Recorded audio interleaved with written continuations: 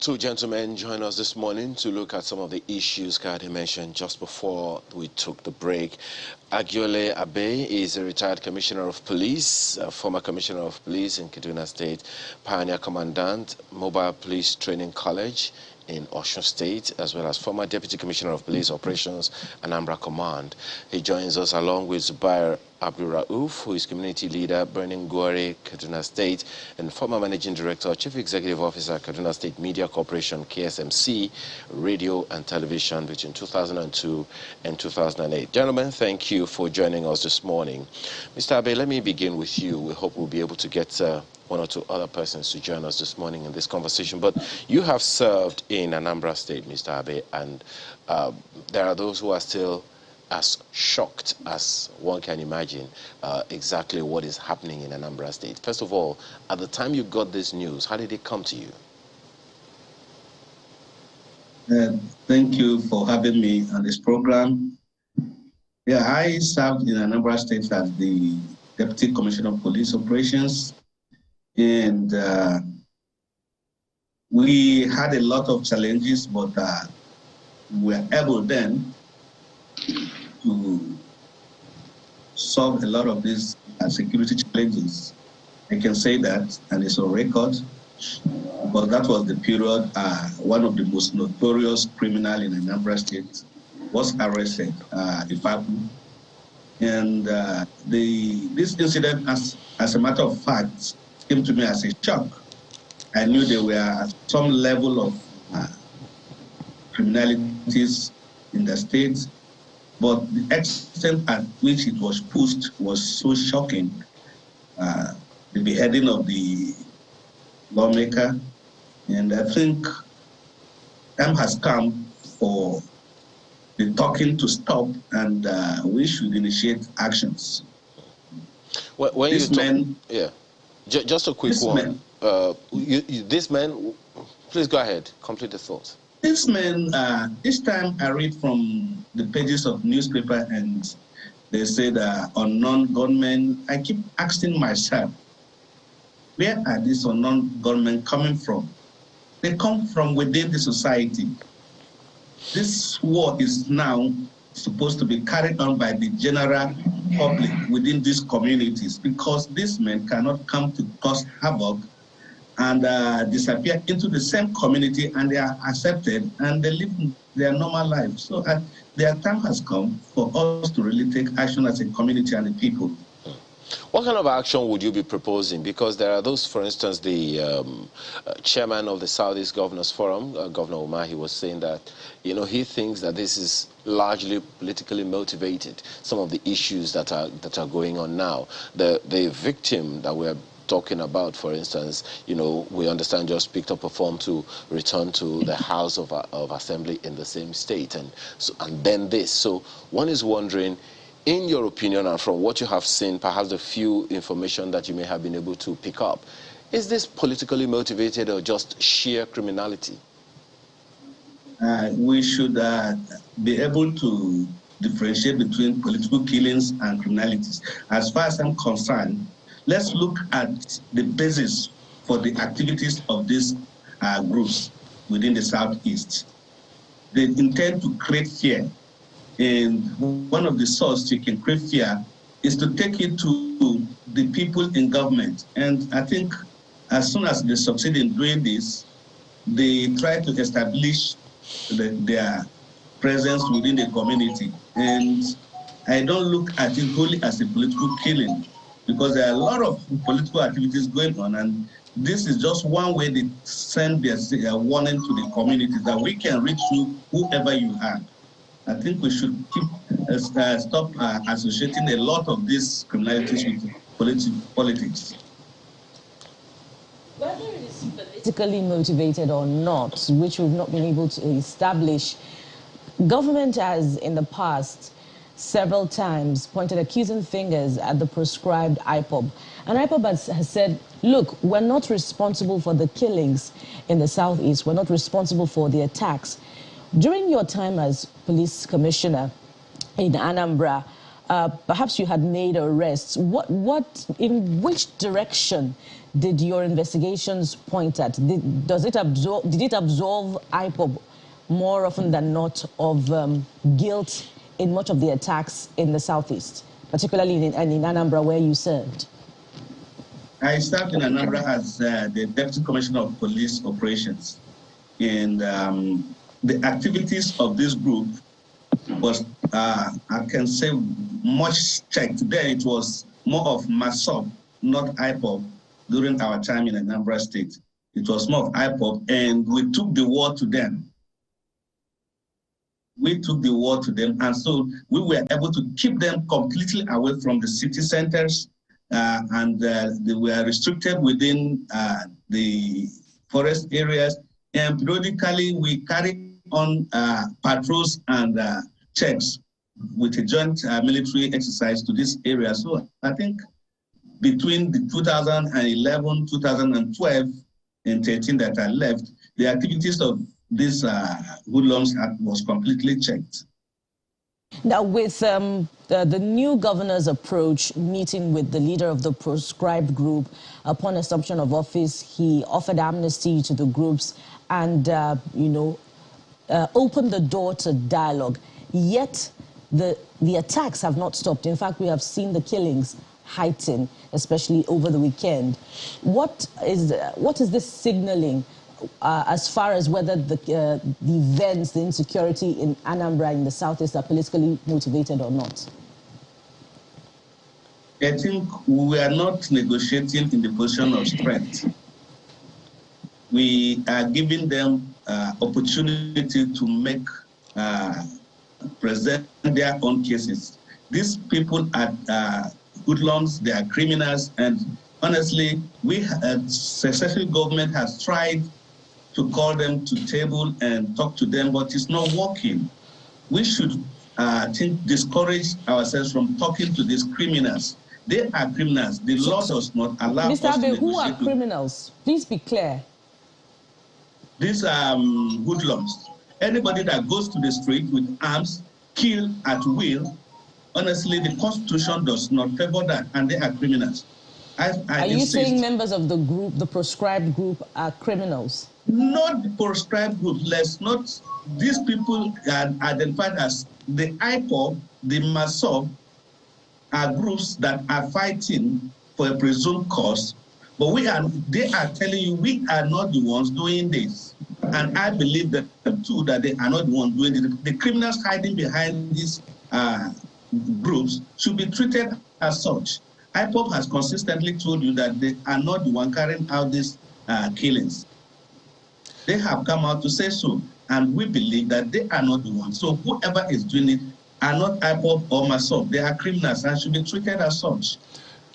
Well, it will seem as though, well, IPOB gives out that statement, but whether or not the government believes or at least holds that true is another thing entirely. But we'll come to our other guest in a moment, but I'd like you to speak to the MO that we have seen in recent times, the abduction, then the beheading, and then displaying, either doing a video of it, of the process, or putting, the severed head right there in public.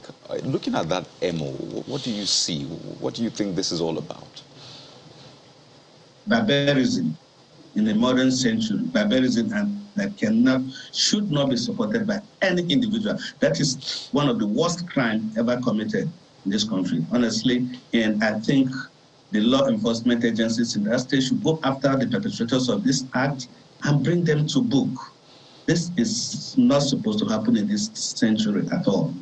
But what is that meant to achieve? I mean, you have seen some of these things over time. What do you think that is meant to achieve? And I imagine that there maybe should be a counter-narrative from the authorities or from the stakeholders. So what is it meant to achieve? What kind of counter-narrative should we be putting out there so we don't, lose this war on that, at least the propaganda or the psychological warfare mentality? And that is exactly what these perpetrators of this act want to convey to the society. Create total fear within the public, and so that their presence will elicit some kind of serious fear. And I think this is the point at which the government should act and act decisively to kind of reassure the members of the public that we're on top of the game. All right, let's take this to Mr. Abdurrauf, because what we're seeing, the security challenges, it's not just in the southeast, it's not just in Anambra, Imo, and others. We've also seen this pervasive, especially in the northwest. So we were shocked by the statement, well, maybe some weren't, but the statement made by the governor of Kaduna State about, terrorists, is it the Boko Haram, the ISWAP, and the Ansaru finding a safe haven in Kaduna. Now, that's an area where at least you are familiar with. It's sort of home to you. But I'd like you to speak to this, the figures that came out. 360 people killed in the first 3 months. Breaking down that's 120 per month. That's 4 people killed every day. Is this normal? Well, the situation is not that normal. If you look at even the figures, some of us that come from Pernongwari area, and also some part of Giwa local government area, where we consider as the epicenter of these armed banditry, kidnappings, and what have you. We look at even the figures are very minimal, because when you look at what is happening on a daily basis, there was a time that in a single day, more than 30 people were killed. And I think the information didn't even reach even the authorities. So some of these killings may happen, but the reportage of the event will not reach the security personnel or the government at that time. So if you look at the whole scenario of all these banditry and also kidnappings that have been happening and the security situation generally in Kaduna State, we can say that we have reached a precarious situation that we cannot be able, to say what ways are we going to curtail these, problems that emanated from all these terrorist groups. If you look at what is happening, the IGP said, the Abuja-Kaduna highway is being under surveillance. Yes, I agree it's under surveillance, but there are some bad spots in which there must be, a kind of a pin down where we can have, the security personnel there. And that is why the moment, this convoy of security patrolling the Abuja-Kaduna Expressway, the moment they pass that area, so some of these bandits will take advantage of that and will come out and cause havoc. So therefore, you see, there must be, a kind of strategy from this security agency, to stop this madness. Honestly, 360 in 3 months, that is 4 people per day, when you look at it averagely, is on a very high side. And when you are looking at other areas, the remote areas where this issue happened, the southern Kaduna area, and also this part of Kaduna State, particularly Benogwari and Giwa, it is something that needs, the presence of this security personnel. So also, there is a problem that also is coming up. The Ansaru of a thing. If you look at Giwa and Birlungwari, the Ansaru presence and dominance is still there. Nobody knows their motives. In some areas, the Ansaru are patrolling the roads, and you see them with their arms, with even the military fatigue and what have you. So if you look at it, you won't know their mission. And some of the locals, they feel, secured with this Ansaru of a thing, and that's why some of them are being cajoled into all this, terrorist group and what have you. So also, lack of a kind of strategy from the security personnel, and that's what aggravates the problem of insecurity, right, and also these figures that we are seeing. Mr. Abdurrauf, are you saying that Ansaru has taken a foothold. Essentially, they are in charge of those areas, because if they're patrolling in military fatigue, then it would speak a lot about just how much free hand they have to move. Are you saying they are in charge of those communities? Definitely they are in charge. If you go from Maganda in Bernungwari local government to Old Bernungwari up to Fontua, you will see these people, and even if you have a problem and your vehicle breaks down, these people will come to your aid, will help you to jack up your car, remove the tire, take it to a vulcanizer in a nearby village, and also come and fix it. And even some of them will give you water and they will tell you bye-bye. They will not say anything to you. The Ansaru are in charge of this road, and if they spot any armed bandit, you know, let me use, you know, the word, although, you know, any Fulani bandits they saw along that road, they chase them away. So they are in charge of that road. Presently, I'm talking to you, that is how that road is. And that road is more secured than Kaduna to Bernungwari, because the Ansaru were in charge of that Bernungwari football road. And that is why you have them, they are very, very prominent. They are very prominent in Bernungwari area, in eastern part of Bernungwari, and some part of Giwa local government, notably in 6 wards of Giwa local government, notably Kidandan, Galadimawa, Kadage, Yakawada, and to some extent Panhoya. These are the places that you find this Ansaru. And also you have the bandits on the other side who are on the forest of UAC forest, where they have their farms. Let me get this right, Mr. Abdurauf. So you're saying that Ansaru, which is a terrorist group, am I right? Yes. So you're saying that, 1, they are in charge, 2, they're providing security for the communities such that they are now the ones fighting against the bandits. Am I right? Yes. Are the people okay with this? Do they like this arrangement? Well, the people, you know, are taking it. It's just like a kind of, it's a situation whereby this one is a devil. You prefer a devil than also, you know, to have, you know, somebody that will come and,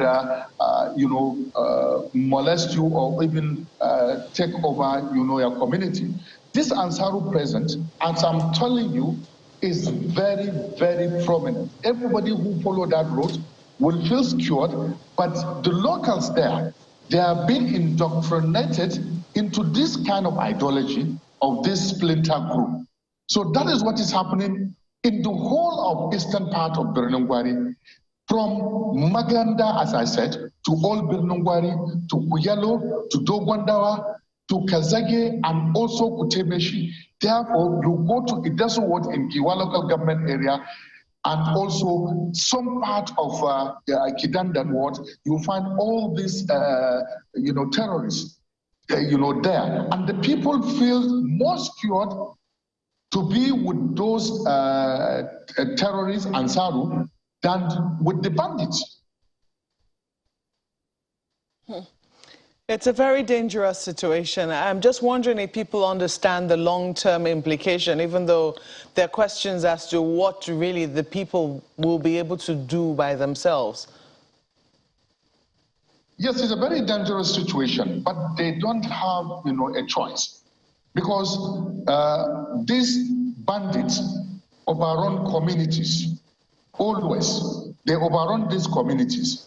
But with the coming of the Ansaru, the people were given protection, because even some of the places where all the security are being, you know, stationed, they are only stationed in some areas, but they cannot be able to go into those places where, you know, the terrain is very difficult, is mountainous, and a thick forest in those areas.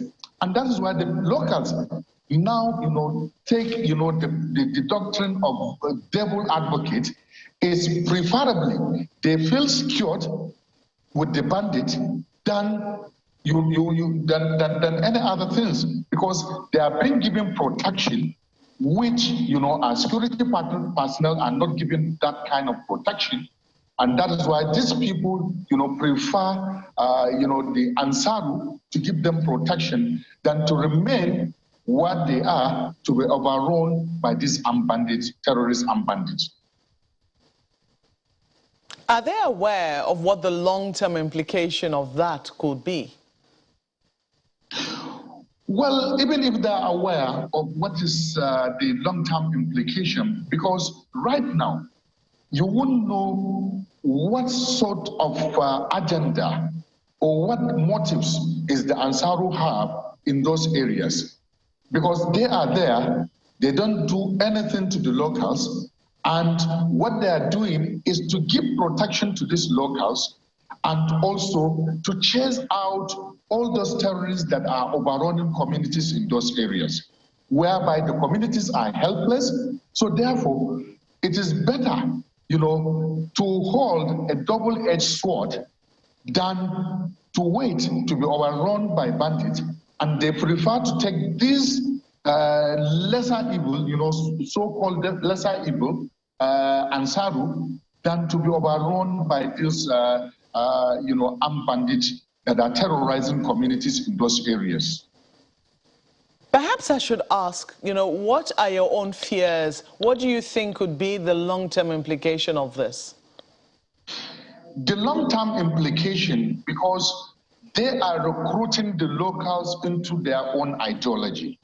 So therefore, and these people are armed, and the armed, when they are armed, they are being taught, a certain doctrine, which is away from the normal Islamic, doctrine that we can see. So in the long term, you see, these people will come out with their real motives. At the end of it all, these people that have been cajoled into joining the Ansaru group will now take charge or even, go against their own communities. That will be the long-term implication. And it's very dangerous. Let me quickly throw this now to Mr. Abbey. As we see in Kaduna, we also have an equally complex situation in Anambra. This is especially as, we continue to see denials by IPOB that this is not them. Whatever is happening in Anambra is not them. Who do you think... Because all of this started, sit at home, some violence in the southeast seemed to have started on the back of agitations. We saw it in Imo, we've seen it in Anambra, parts of Ebonyi have experienced it, even some parts of Abia. But right now it seems that Anambra is the one under focus.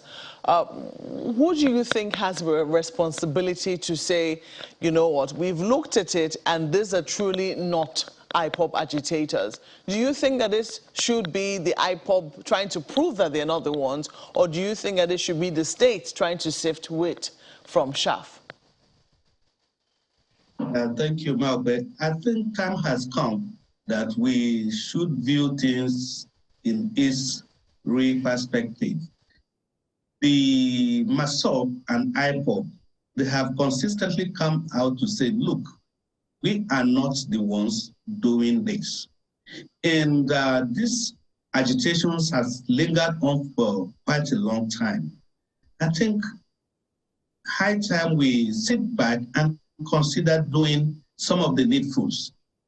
Since these people are unknown and they appear to be presenting a front before the government and saying this violence, we are not the one creating it. We are for social reasons. I think we need to reconsider one issue and examine whether or not they actually have a genuine case and invite them to a table where we can discuss and resolve this issue once and for all, to avoid this bloodletting and some other groups come in the name of IPOB or myself and creating havoc in the communities. I think What I find disturbing is there's a conversation, Mr. Abe, if I may. I mean, there's a conversation already ongoing. We've seen moves by the current governor who has said from day one that he believes that there should be negotiation. He has visited the leader of the group, Mazi Nnamdi Kanu, in DSS custody. And Nnamdi Kanu has also said that, you know, he doesn't think that the way he doesn't think that that is IPOB doing those kinds of things, and if that is, that they should stop those kinds of things. Negotiations are currently ongoing, but the killings are not abating. That's the troubling part of it. What I'm wondering is, shouldn't we be seeing a collaboration between, IPOB and the state agents to actually fish out those who are, perpetrating this evil in the southeast? I do believe too that should be done, because and sometimes we look at the sincerity of government in doing certain things. And I think these IPOB members are human beings and they belong to the southeastern region. And if they are convinced that the government is honest and sincere about this move, I think they will come forward to resolve this issue. In the meantime, what do you think? Because right now we're not clear on the motives of these people. Communities are being attacked. This is not kidnapping for ransom. This is kidnapping to make a statement. The lawmaker who was kidnapped, his head was reportedly found in a motor park. You have to ask, what exactly is the motive? There have been all manner of gory, what exactly? Most times when criminals commit a crime, oftentimes there is some benefit, which accrues to them. For those who are rapists, they have their own benefits. For those who are kidnappers, one could see economic benefit. For those who are armed robbers, you could see the economic implications of that. But for this group of people, what precisely do they stand to benefit? To create fear, to make the people submit to them. Fear is the greatest benefit such organization can achieve. Great fear. If they can go to the extent to kill such a highly placed individuals in the community, I think they have been able to establish themselves in that community, and they are going to now be in perpetual control of their community, and the people must now do exactly what they want to be done. If we say don't go into politics, don't go into an election campaign, if you do, this is going to be exactly what will happen to you. They've been able to... Really big questions. Great fear.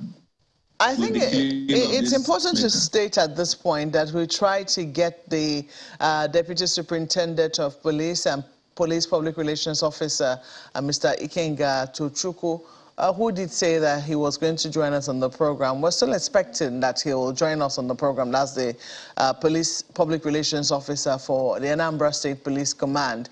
And it's to give a clearer view of what exactly is happening in Anambra State, and perhaps reassure the people, because there are questions as to, even going about business on a day that is not, regarded as a sit-at-home day. There are questions as to whether ordinary, is this targeted at politicians alone? We're yet to get him. We're hoping that Mr. Ikenga Tochukwu will still join us at some point in this conversation. But let's take a moment right now, and then when we come back, we'll continue the conversation. Please stay with us.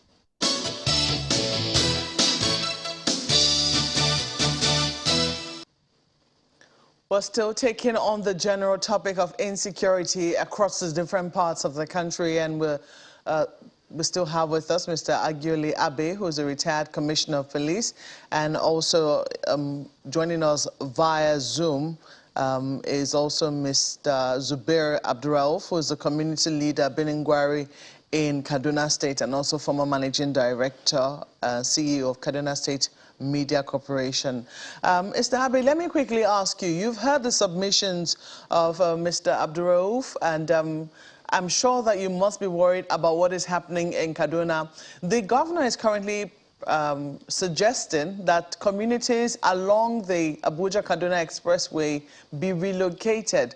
Do you think that could be a probable solution to solving the constant kidnappings that we see along the Abuja-Kaduna highway?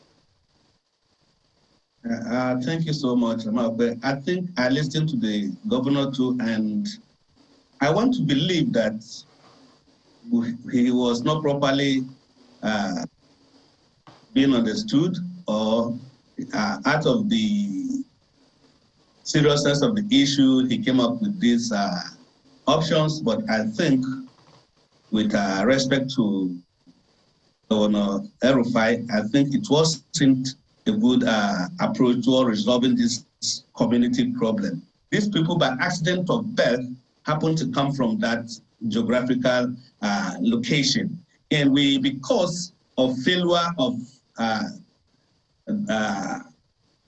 government actions, we can no longer safeguard and protect these people.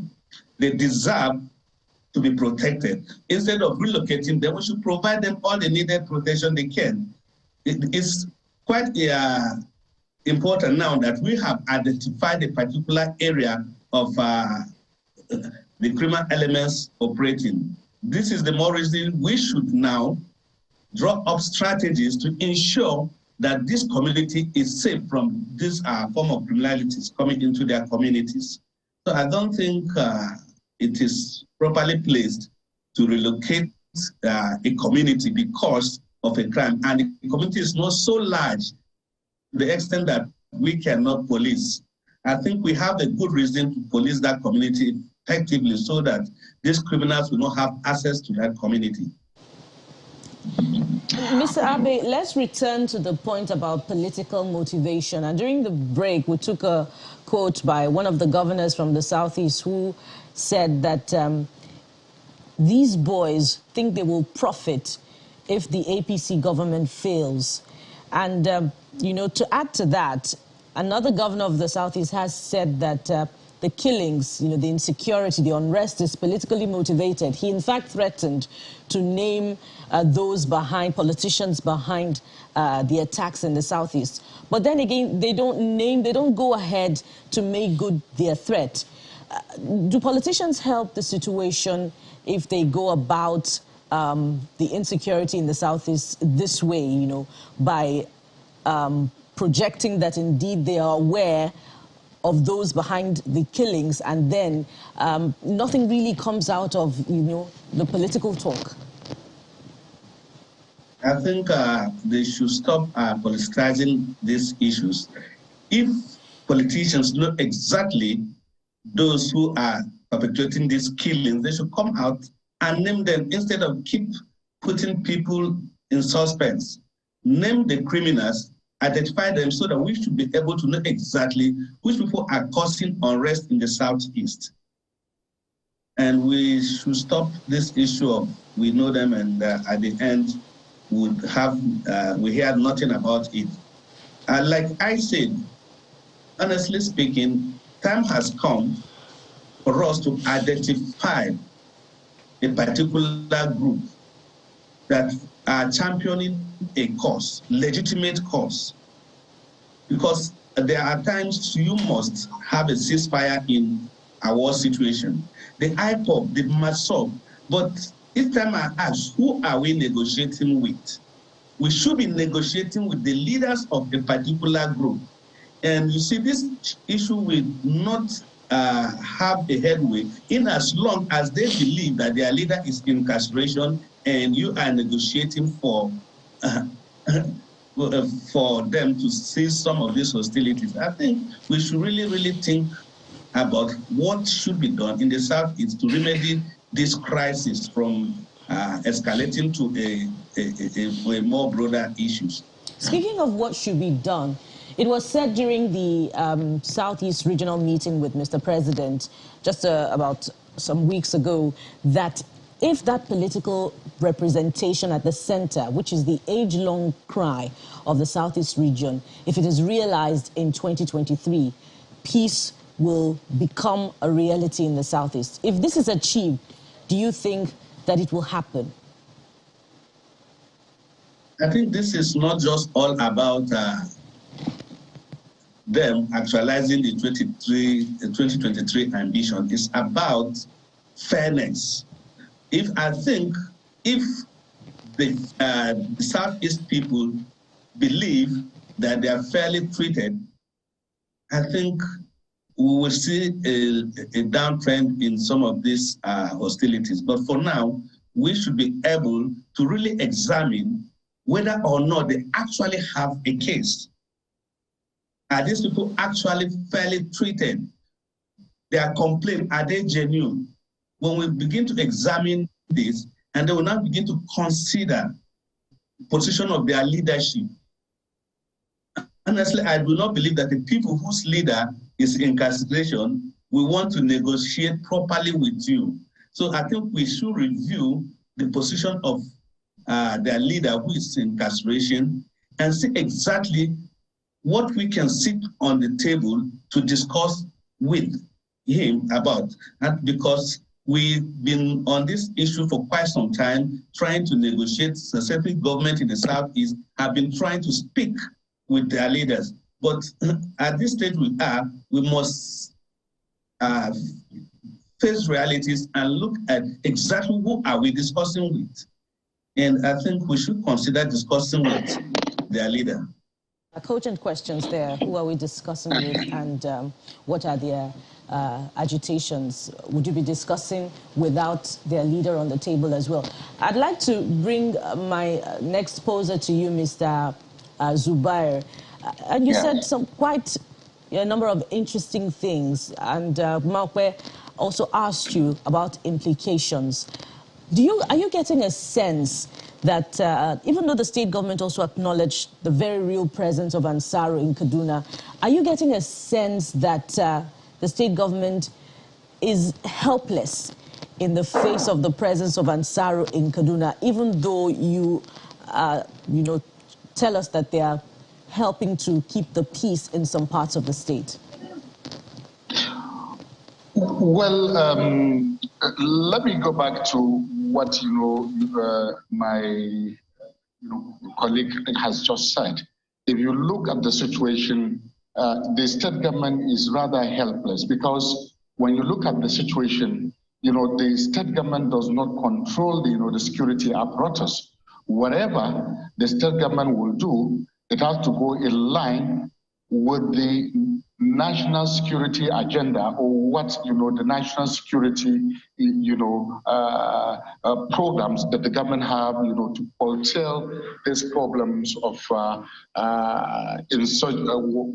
banditry, or also the insecurity general in Kaduna State and the neighboring Kaduna State.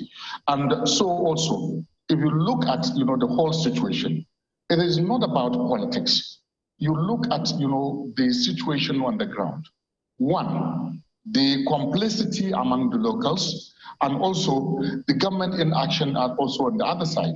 So when you look at the government inaction and also the complexity among the locals, and in which the locals does not have any other option rather than to align themselves with this Ansaru group to have protection, because the government is not protecting them. This is what is happening, particularly where the Ansaru are more dominant, particularly in two local government areas of Birnungwari and Giwa local government areas.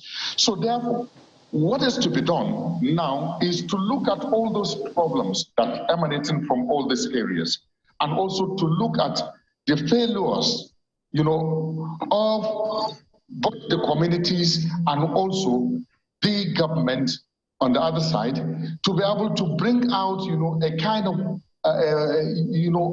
action plan to deal with the situation. So therefore, if you look at it, when you look at even the Ansaru of a thing that you're talking about, it is not only in Birnungwari, even the last, train attack that, that made a lot of people, abducted. And up to now, nobody knew that Ansaru has infiltrated into those areas. Therefore, what the state government is saying, or the governor is saying, that those communities living along Abuja-Kaduna highway need to be relocated so that, the armed personnel should take over those areas. Because those are the dangerous areas of Katari, Irijana. Mr. Abdurrauf, let me just quickly ask you. You said something that you said nobody knew that there is an infiltration of the Ansaru that you mentioned to the magnitude that we have. But you also said the other time that it's something everybody knows is happening. So how come the security, it sounds like doublespeak to me, because, I mean, if you say no one knew that there is such a magnitude of infiltration, is that to say that the security agencies themselves are not aware?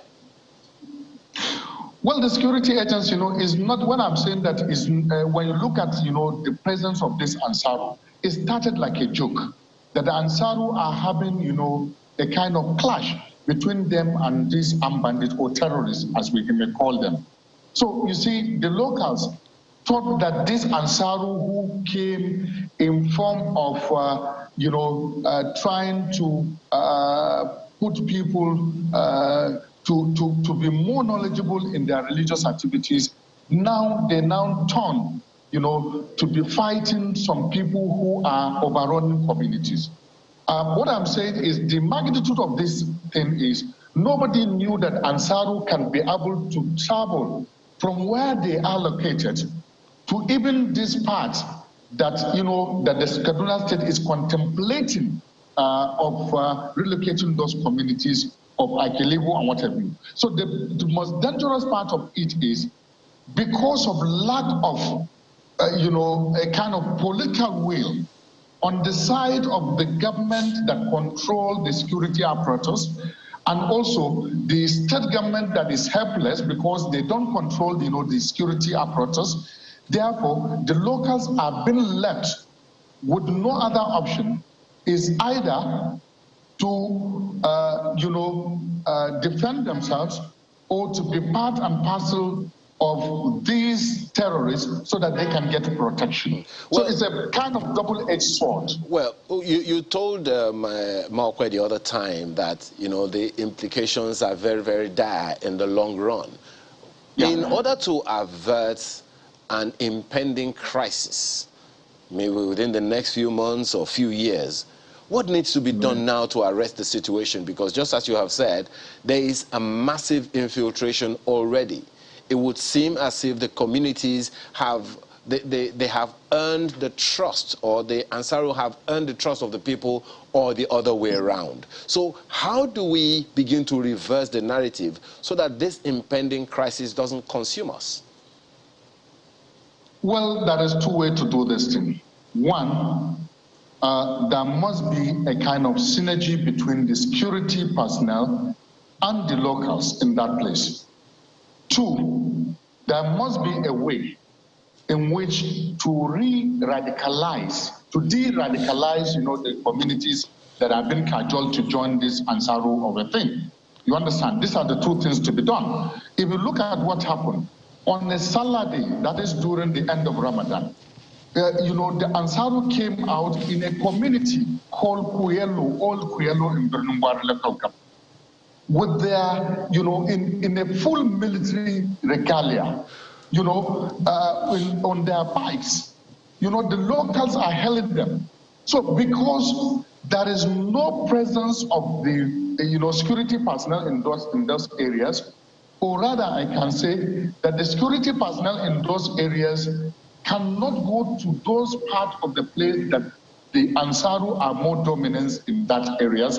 And that is why these people, are being, hailed as heroes by the communities because they give them protection against abductions or kidnappings or even what, the armed bandits, the terrorist armed bandits are doing, to their communities, cattle rustling and what have you, and also kidnapping, innocent people. It's like deja vu, right again, Mr. Abdurrauf. Yes. What we saw in the Northeast, we're now seeing that perhaps on an even wider and much dangerous scale in the Northwest region. That's a region that has been battling banditry, well, now terrorism, now another scale of it. But This is a bit tricky because there's a religious angle to it. You said earlier that, they come and try to, teach them, religion, rights, how to go about this the right way. So there's that one, which is a very tricky one, especially in Nigeria. Well, how to, reach out to these people or to de-radicalize these people is simple. You see, first of all, we must have a kind of political will from the government to deal with the situation. Secondly, the strategy, we need to adopt a new strategy that we can be able, to see how all the security apparatus will work in synergy with each other, and also to involve, the locals. So once we have that, then we'll now address the situation. Number 3 is complicity among the locals. The informant, in this situation, the informant, play a very bad role in escalating the insecurity in those areas, particularly this part of Kaduna State that we have Ansaru in Berenungwari and Giwa local government areas.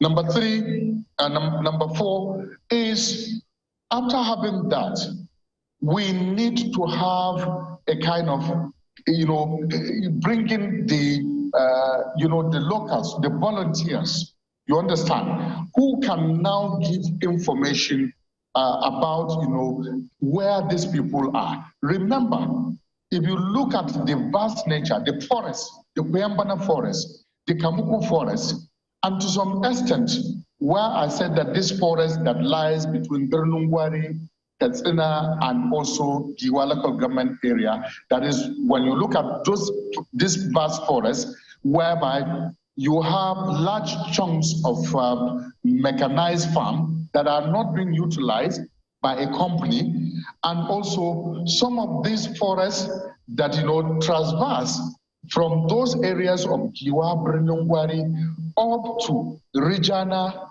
and Katari, where the government is contemplating of, of relocating those societies.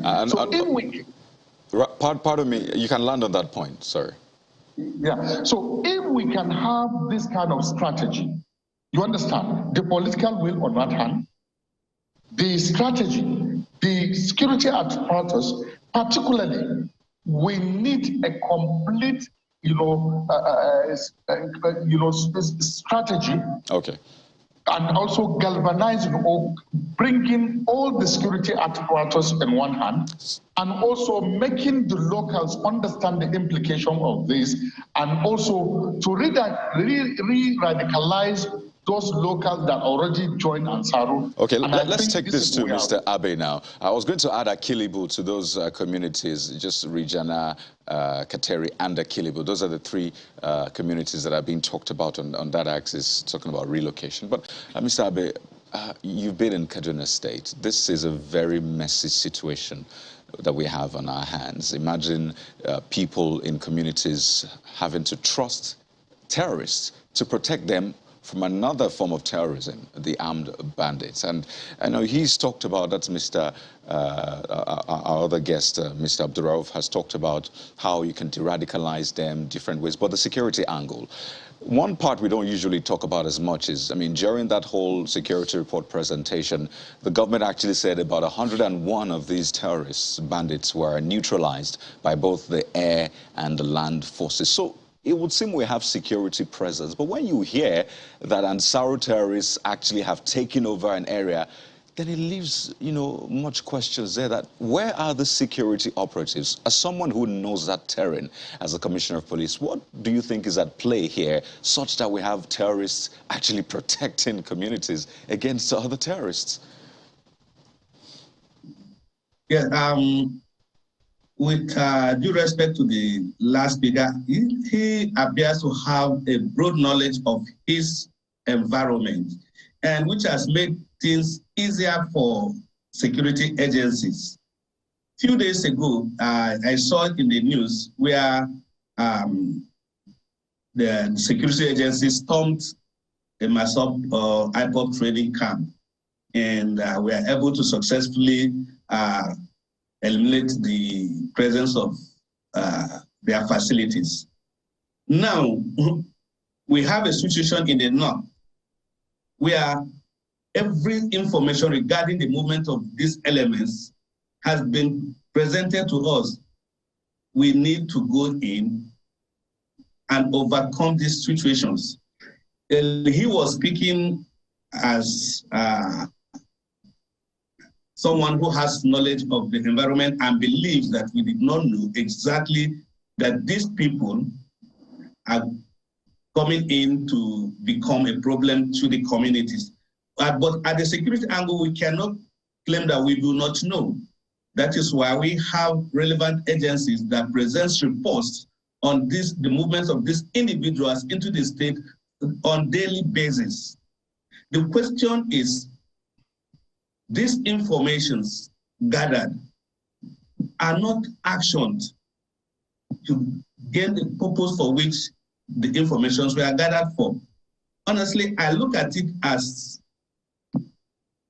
either failure from the security apparatus to be able to effectively curtail these situations.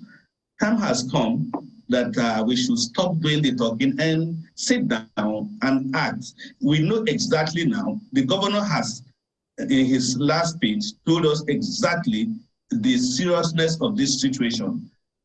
The community leader speaking now has presented a very clear picture and even locations of these people. We should go after them. You know, previously, like you said, when I was Commissioner of Police in Kaduna State, we had a different strategy. And I think if you were following up the crime trend then, it was working. We identified these locations and committed a lot of resources to this particular location because the locations have not changed. Along Kaduna, Abuja Road, it has not changed. The crime and criminality occurs in almost the same place. And we used to have a crime strategy that prevented these people from coming out through these particular areas. And if you are following up, you know that within those periods we are talking about, we have very, very minimal issue of crime in these locations. I think we should sit back and revolve a new way of stopping this crime from occurring in this area rather than trying to find a surface solution to it. Because if you ask the community to move, have you asked the criminals to leave? No. So I think we should revolve. We have been doing strategy between the police, the military, and all other security agencies before. But the situation, have we pushed it to a stage that we can achieve results? I think I would say no. In solving the problem, Mr. Zubair, I'm coming to you now. In solving the problem, perhaps it will also be important, it's just as important that we understand the nature of the problem. You talked about de-radicalizing the people. But let's first understand the ideology of the Ansaru. Our guest on Sunrise Daily last week talked about how their ideology is not so clear, that they kidnapped, he referred to an incident where they kidnapped a French national, and in exchange for their release, the Ansaru demanded a change in the policy direction to favor Islam. Can you please articulate what you understand to be the ideology of the Ansaru? What alternative to Islam are they teaching the locals that they're recruiting into their fold? Well, Ansaru, the one in Kaduna State, a splinter group of Boko Haram, which took over, the vast forest, particularly in the central part of Kaduna State, particularly in Birnungwari and Yuwa local government areas. You see, the ideology is simple. They are saying they are, in those areas as a kind of renaissance of Islam. But using an active way, or I can say they are using a coercive way of making their kind of ideology known to the people. For now, nobody knows the motives of this Ansaru, but you can see that the Ansaru that it derailed a train and also holding over 66 people. in a forest located, around whether between Birnungwari and Zamfara State. You see, these people, what they are saying is they want some of their people, to be released in exchange of those hostage. So therefore, de-radicalization in this part of things is to make the locals understand that these people will not give you protection because you don't know what agenda they have or what kind of what kind of motives they have against your people, because we don't know exactly now what kind of... A bit clearer, do they advocate violence as an approach to adopt to achieve their goals? And is that the danger that Kaduna citizens should be worried about? Yeah, at the moment, they are not advocating for any violence, but they are anti-state. So anything that has to do with the state, these people are antagonists of the state. So therefore, anything about government, these people are antagonists of that. You understand, if some people are antagonists of government or anything that has to do with the normal way of running a government, then you know that these people are more or less more dangerous in the long run than it is either the government now, with the help of the locals, particularly the community leaders, to sit down and iron out a kind of plan. One, to now de-radicalize the place and also to give security to these people. Because these people are vulnerable. Yes, one can only wonder, Mr. Abdurrauf, how quickly that response will come from all sides of governments, whether at the federal or at the state level, because just as you have said, the danger is right there in our faces and time is ticking very, very fast. Add to that mix, the elections are ahead of us. But for now, we have to thank you, gentlemen, for being a part of this conversation. Agiole Abe is a retired commissioner of police and former commissioner of police in Kaduna State, as well as pioneer commandant, Mobile Force Training College, Ilarogwe in Osun State, and former deputy commissioner of police operations in Anambra, as well as Zubair Abdurrauf, who is a community leader in Birnungwari, Kaduna State, and former MD CEO, Kaduna State Media Corporation. Gentlemen, thank you so much for being a part of our conversation today.